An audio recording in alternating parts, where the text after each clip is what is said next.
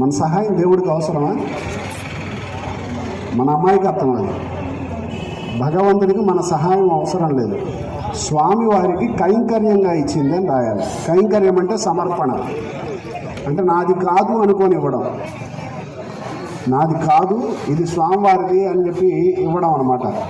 మన ఇంట్లో చూడండి, ఎవరైనా స్వామి నీకు నిలువు దోపిడీ ఇస్తామయ్యా అంటారు. అంటే ఆ సమయంలో ఏదైతే మన శరీరం మీద ఆభరణాలు ఉన్నాయో అవన్నీ కూడా స్వామివారికి ఇచ్చేస్తాం. ఇవి నాది కాదు అని ఆ రోజునే పక్కన పెట్టేస్తాం. అలానే ఈ భగవంతుడికి ఇచ్చేటువంటి కైంకర్యాన్ని కూడా చందా అని కానీ, సహాయం అని కానీ, సహకారం అని కానీ అనకూడదు. పొరపాటును కూడా అనకూడదు.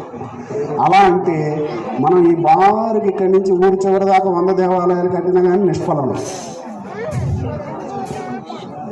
ఇది కైంకర్యం, నీకు దొరికినటువంటి అదృష్టం, భగవంతుడు నీకు ఇచ్చినటువంటి అదృష్టం. అంతేగాని భగవంతుడికి మనం ఇచ్చిన ఆఫర్ కాదు. ఓకే, గుర్తుందా? అర్థమైందా మీకు?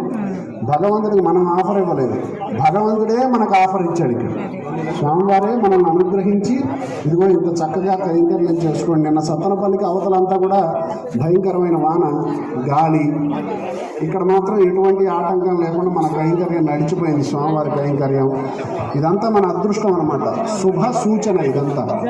ఇది మనం నమ్మి స్వామివారి యందు శ్రద్ధతో ఈ పూర్ణాహుతి ప్రసాదం